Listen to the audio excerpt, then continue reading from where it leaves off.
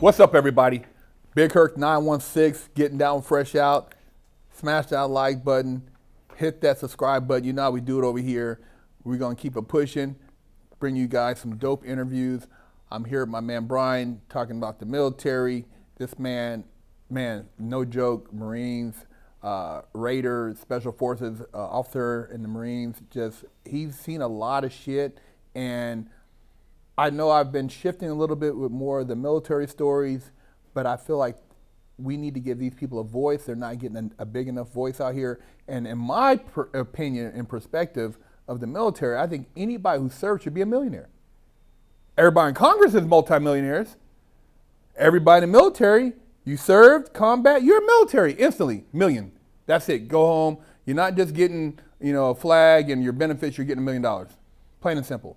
But Bryan, man, we were just talking off camera, and the condition, the current condition of the military recruiting and the direction that's going in, what do you see the future of American military? I am concerned for it. I think we've kind of lost what the military should do. To me, I think everything's become so politically correct just in our whole society over the past 10 years or something like that, about hey, you can't say this because you might offend someone or whatever it may be. The one thing I loved about the military, it was colorblind. No one really cared. It was about a performance-on-demand culture. I don't care what you do at home. I don't care what you look like. Can you do what we need to do and go kick some ass? That's it. And that was the bottom line. And when they start kind of messing around with that, you just started seeing some changes, and you started really losing some pipe-hitting motherfuckers who we want on that wall protecting us at night. And I really, it's not a coincidence to me that you're seeing recruitment is so bad over the past 3 years of what's going on. I mean, a lot of that can go back to Afghanistan, where that was a complete fuck-up, the whole entire extract. Don't care what you say. People, you got Admiral Huckabee, who's one of the one of Biden's guys who speaks for national security. He's like, I didn't see the chaos. What do you mean you didn't see the fucking chaos? You mean watching Afghans fall off of C-17s as if things midair in flight is not chaotic to you? Now, was that real? Who knows? I imagine it was. I mean, I've seen somebody when they were saying that could have been because I was seeing something dude, I don't even know what to believe anymore with this AI shit that they're doing. Well, that's true, dude. But I think with what the word you're getting back from the Marines who were out there in Abbey Gate and all that stuff when the chaotic was going on. I mean, and there was some really powerful testimony where a guy, he's a triple amputee, he's a sniper, and he's we were looking at this Taliban guy, and 24 hours before that, I'm shooting this guy, and now I don't know what to do. We had our colonel come in, and I'm like, what do I do? And he goes, I don't know. And he goes, who does? And he goes, I don't know. So now you got a colonel who has no idea what the heck they're doing. And these guys were we were literally being tasked with godlike decisions where what children were we going to pull over the fence and who were we going to allow over and all this stuff, things that we just weren't prepared for. And there was this mass confusion. And I know on a pretty good authority, we were ready to pull out of there in June, but this administration said, no, that's too early. Let's wait until August for whatever reason. And it just grew more chaotic. After you gave up Bagram, you should have been hey, game's over. Let's just say we're pulling out and do what we got to do. And throw some fucking gas in all the vehicles we have there and drive it to a friendly country. But I'm sure they're leaving that there probably for the Taliban to use against Iran is just my guess. But what I'm thinking here with the military is you're seeing so bad recruitment in the Army and the Navy and the Air Force. The Marine Corps has always recruited special types of cats, all right? You ever watch a Marine Corps recruitment thing, I challenge everyone. You're never going to see him say, come here and get 4 years of college. It's going to be some dude running across a lava bridge fighting a dragon, and if he defeats the dragon, he becomes a Marine. And you want those fucking whack jobs. Marine Corps, we are weirdos, and we're fanatical, and we fucking kick ass, and we're the smallest units, but that's why, because you want the elite in that in the Corps. Space Force, I think Space Force sounds rad. Go kill some guys in space, check that out, man. I don't know, that's just alluring to people. But what I'm hearing, and these are from very high-ranking military officers, is you're looking at what's going on with the recruitment. It's look at the videos of what they're going out there. We're bringing in self-entitled motherfuckers who are fat and out of shape and want to be individuals. That's not what the military needs. The military needs you to conform to what the military is to become a cohesive, tight unit to go destroy our enemies. That is the bottom line of why we have a military here. And when you're bringing in these little fat bodies and their feelings are getting hurt and you want to try to make them individuals, you're going to have a bunch of weak-ass pussies. You don't want that shit, all right? It might sound good. It could be in your little book fair, do all that shit. I don't care. I'm out on the battlefield where it's about killing motherfuckers. I want some fucking hard motherfuckers with me who are there ready to do the job and have each other's backs. And we're getting away from that shit. And it's going to cost us. And you don't think our adversaries are seeing this right now and laughing? I mean, the reason why we are a world power is we're going to ask you to do something, and if you don't do it, we're going to make you do it. That's how the world works, is who has the biggest stick. And the world needs a strong America so we can keep people on check. Again, I'll go back to Trump. I mean, listen, what did that guy do when he first came in here? You got the Syrians and the Russians shooting chemical weapons at peaceful people, or whatever you want to say out there. And we said, hey, red line, no chemical attacks. They did it. He said, screw it. He sent over cruise missiles and fucked them up and killed some Russians while he was at it, while having dinner with President Xi of China. He leaves the dinner, goes, orders his attack, comes back and tells the president of China, I just did this. Do you understand why? He goes, yeah. He goes, great. Let's have some chocolate cake. You don't think Xi went back to China and says, yo, we got a guy in the fucking trigger finger who will like pull that thing quick? And then you have all these terrorist things going on in Afghanistan. He literally dropped a Moab, like the mother of all bombs. There was 2 of them in that theater. It changed the landscape in Afghanistan. Literally, a mountaintop is gone. He killed 1,000 Al-Qaeda trainers. You don't think the world said, holy shit, this guy won't fuck around? Then he kills General Suleiman, who's leading the Quds forces, the biggest terrorist group in the world, led by Iran. He killed that guy in Iraq, where everyone said, oh my God, we're going to go to World War III. Hey, General Suleiman was in Iraq selling Girl Scout cookies, all right? He was doing some bad things, probably planning to attack our embassy, and he caught a hellfire up the ass, and he's gone, and we're better for it. And nothing happened, because Iran knew this guy will fuck us up. And then the world went to peace. Everything was calming down. We were working on getting ourselves out of Afghanistan. But all suddenly, oh my God, this guy's this, and that. We got to get him out of here. Get him out. Now look at the world. War in Ukraine never would have happened. You got all this stuff going on through the Abraham Accord. You got Taiwan, who's probably sitting there saying, I don't know what they're thinking, but they're next on the chopping block, which will fuck up our way of life, because 90% of our technology comes out of Taiwan. So everyone, if you like your cell phones, guess what? That's going to be real interesting when the Chinese Empire is sitting on top of that and saying, this is what you guys are going to do if you want to have this. The whole world went out of whack. China was playing ball. Everything, I think, was going to be very peaceful and very good for our society, but our media had to keep stirring shit up. And remember, Trump came in and told the union, he says, why are we giving them 500-something million, $500 million? What is China? What is China giving them? He said, China. Yep. He said, China's not giving them, we're not giving them anything. Look at NATO. When he's like, I'll never forget when he walked into Brussels and there's a brand new NATO building, and he goes, wow, what a lovely building. And they're like, oh, it's great, look at it. He goes, who paid for it? And they're like, well, he goes, no, I know who paid for it, and we're going to correct that. Yeah. You want to be part of the golf club, fine, but your 2% of GDP goes back to NATO, not America's forks over everything to protect you guys. So everyone, and everyone's like, he's so mean. No, he's holding people accountable to do their parts to make this thing work. Dude, you need the right gangster or bully running shit. I remember I was listening to the Valuetainment, and they were saying the mob, right? I'm talking about the mob, right? And when they had the commission, the reason that certain things went smoothly is because certain people feared that if they didn't do things right, they would be reprimanded. Yep. And if there's no reprimand, and everybody can just get away with doing whatever, and it compromises the whole group, then dude, that guy's got to go. Mm-hmm. But I remember I can't remember the incident, but Trump said he talked to somebody, and the guy said something, oh, you're not going to do it. He says, you know what? I know where you live at. And the dude was like, he said, you're at whoop-de-whoop. He said, I'll send a drone there right now and strike you. And the dude was like, Trump wasn't messing around, man. Dudes knew if he said something, it's just going down. Yeah, I mean, it's like, and not only he said, I think he said, he's like, hey, they only have to believe 5% of it's true. That's enough. Yeah. He even said something to Putin, like, you go in Ukraine, I'm going to do this. And he's like, you won't do that. And they're like, what'd you say to him? He goes, I'm not going to tell you what I said, but it wasn't good. Exactly. And Putin kind of looked at him like, and that's like KGB Putin, like, oh, what the fuck on here, you know? So I don't want a pussy running this country. I want a pipe-hitting motherfucker who looks out for us and says, hey, I will put the world on fucking notice, and you guys will be able to take care of each other. Just don't fuck this thing up, but we keep doing it. I give more props to Sarah Huckabee for kicking China out. Yeah. Hey, get out. Yep. No more farming. Get your ass.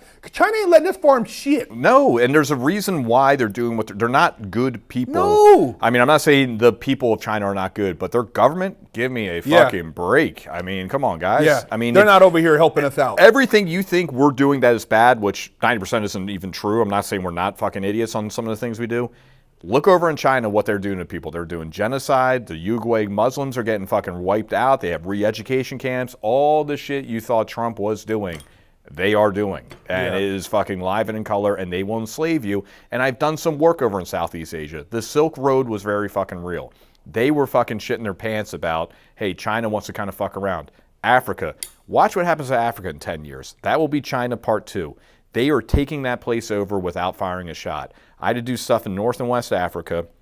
I'm not going to say what countries, but I'm hanging out with an ambassador. We're having a beer at the Marine House. And he says to me, he's like, you know what, man, I think we're just bothering them. And I'm like, why do you mean? He goes, we're here trying to educate, show them how to build their own economy, kind of stand up on their own and do their thing.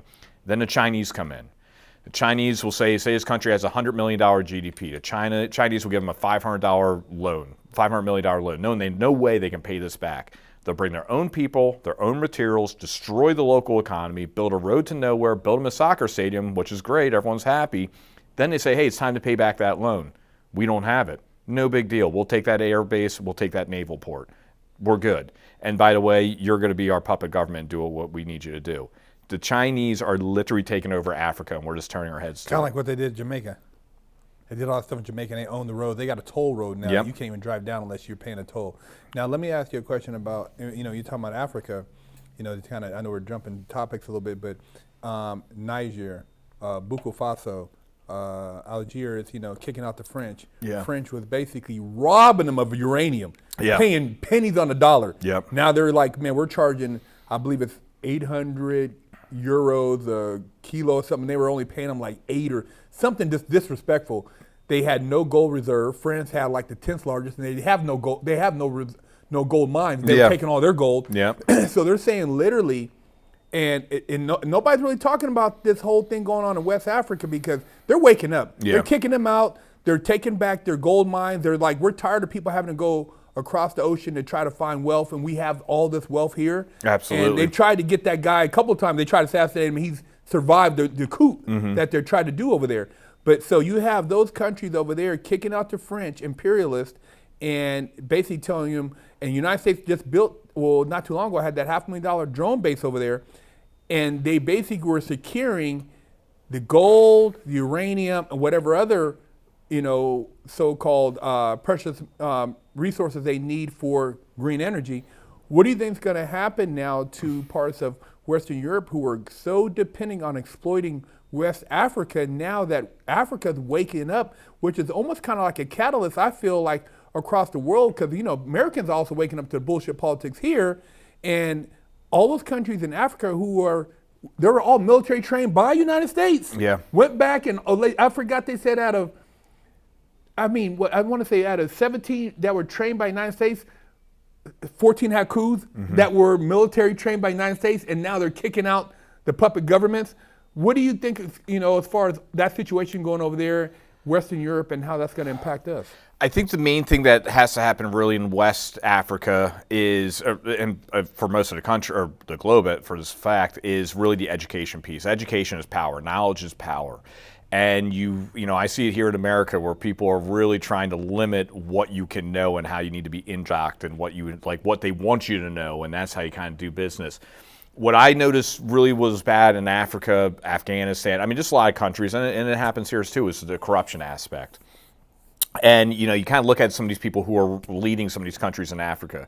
They all were former Minister of Defense, right? And then one day they wake up, they're like, nah, fuck that. I can be better than that guy running it, so I'm going to throw a coup, and I'm going to, next thing you know, wake up in the Capitol, you hear gunshots and tanks going off.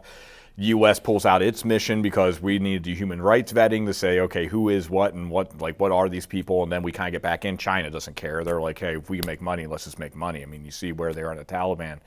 So I think what you need to do is really making sure you're educating your masses on the truth of what is happening, what's going on, and make sure you kind of do open things up to as somewhat of a democracy, if you will, in terms of that you have elections and stuff and you not have these crazy coups. Because when I was over in these countries, we're like, hey, we need to get 100 rounds of AK ammo, and which is like not a big deal, right? It would take like a week. And I'm like, what the hell's going on? They're like, the president wants to know where every fucking ammo is, every single bullet in this country is, because he at one point threw a coup too, so he wants to make sure he's like, hey, why does Colonel what's-his-face have so much ammo? Like, no, we got to cut that guy down. He might overthrow me and stuff like that. I don't know. I think Western Europe, I wish I had an answer.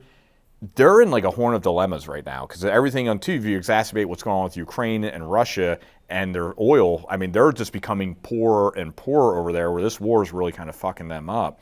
And now if they're going to lose that hold in Africa, who knows what they might do? Well, they might try to do some nefarious activity to kind of go in there and put in another puppet government. I don't know. How are the Chinese going to react to this? What are they going to do? Are they going to try to take advantage of this stuff? I think it really just comes down to, you need to have people, instead of us always like saying we want to take the best and brightest people out of countries and bring them here, you need to leave some of those best and brightest people there in those countries who can actually kind of turn around and make it into a functional government. But what about the whole let them figure it out? Because we try to go over there, and like the one guy from Africa says, Kamala comes over here, and she tries to come over here and tell me she's going to push this LGBTQ. We don't care about that. Yeah, he what said, the hell is Russia that? Comes over, they're offering us finance and security. Yeah. China, finance and security. We don't care about this. That's the last thing we're worried about over here. We're trying. People are standing in line for damn oatmeal. Yeah. You know what I mean? Well, you know, and you kind of look at it too. It's like at the end of the day, people just want to take care of their families, and we kind of saw that with Iraq, when Obama, and obviously history has proved me right. I mean, he very prematurely pulled us out of Iraq. I'm not saying we should have been there in the first place. Who cares? We were there. We broke it. Now we got to figure out what we're doing. But when he did, he kind of put all of the U.S. military back into the gates. You literally had this outbreak of this thing called the Islamic State. That again, this is how fucked up things can be. I know junior intel analysts were reporting this up the chain to who's now the current Secretary of Defense, General Austin, was the CENTCOM commander. They are telling him there is this group called the Islamic State that are doing some really weird shit, and we need to keep our eyes on them. It says, no. It goes against the administration. We don't want to hear about that. Why do I know I'm right? Because they had their own fucking monetary system. Bad guys just don't go into a village and then within a week start printing cash, all right? Like, they had that thing on lock and broken down. And what happened was our entire source network went over to the Russians because they needed to get paid because we weren't paying them anymore. We weren't using them. So we lost that whole kind of foothold out there and gave them a foothold where they were able to provide a naval base and let ISIS kind of grow out of control. And they were doing their work with Syria, but it was all about the money and stuff like that. So these are kind of the weird things where people got to really kind of look at stuff where you're making political moves to kind of cover your own ass, but the ramifications it can have in a geopolitical realm. This is what can kind of take place. So I don't think Africa, unless they start kicking everyone out, like saying, China, get out of here, this and that, and guys, it's going to be a rough couple decades, but we're going to figure this out and build it up on our own and do this right. I don't know how you don't have people coming in and try to take advantage of you, because at the end of the day, people are always worried about their own self-interest. Well, I know, like, through having read, like, a lot of history and how you can't, like, South Africa, perfect example, when they kicked out all the, were considered the racist white, but then now they didn't know how to farm the land. Right. So then they lost all the crops. Yeah. Shit, the business, a lot of these, certain textile industries collapsed. Because you still have to have the people. You can't kick all the Indians out if they've been doing your textile industry. Exactly. You can't kick all the Jewish if they've been running certain finance. You got to have these people to transition. Yeah. So it doesn't work like that. But going back to Africa, Omar Gaddafi and how he was trying to empower people, and they made him seem like. But remember, he had that water thing for people. Mm-hmm. They blew that up. Yep. Talking about he was hiding missiles down there. That was some bullshit. They found out, and then.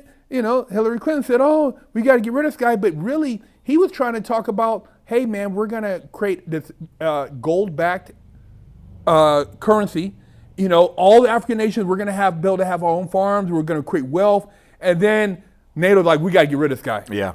So. Yeah, what was he messing up? Dude, again, people, yeah. I seen before and after pictures of Libya. And, dude, roads. They said people didn't have to stand in line for showers no more. 'Cause remember, they used to have to wait, not shower for a week in order to get water. Yeah. But he was providing that water way, and they blew that up. And then on top of it, now you got Literally, we're not talking about it, but they got slavery over. Literally Oh, slavery. 1,000,000%. Literally slavery. It is They one of got the most Africans depressing things.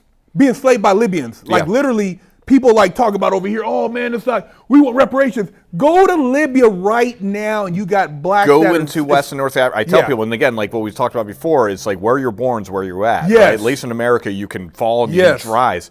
You have the white Moor, the black Moors, and the Afro blacks. White Moors are the Arabs. The Yep. black Moors are pretty much the ones they allow into the house Yep. and kind of have Yep. a little bit. Yep. And the Afro blacks are the slaves. Yep. And I mean, Yep. I saw shit where they're like lighting people's fields on fire because they didn't like this guy and this guy had to leave and they wanted to kill this person. You literally see a slave trade. It is the most depressing Yeah. thing. Then I come back here into America and everyone's like, oh my God. I'm like, dude, get fucked. You have I'm no not clue. saying we're great. Yeah.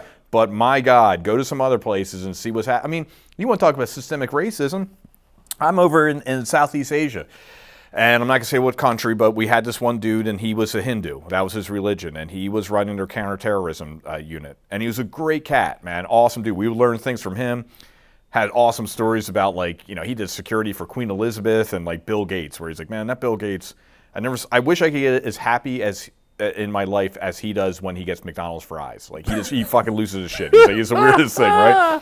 But he's like, I'm like, dude, like, I'm like, listen, man, we come in here, you're showing us shit, man. It's like good stuff. Why aren't you running this division? He goes, well, I can't. I'm like, why? He's like, I'm Hindu. I'm like, what does that mean? He's like, well, if I convert to Islam, they'll promote me.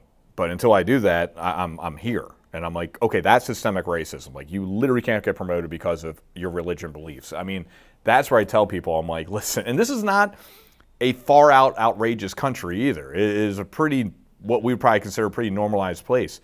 Still exists. I'm like, that would never fly in America, at least not publicly. I mean, I'm not saying people don't do it on the down low, but it's some bullshit stuff that you see out there. But again, everyone has their own self-interest, and I think everyone looks at, you know, look at what happened with Afghanistan. Now Taliban's running it. Within a week, China's down there making a deal with them, and they're ripping all the uranium up from the mountains and all the green energy so we can deal with China. They could give two fucks what's going on.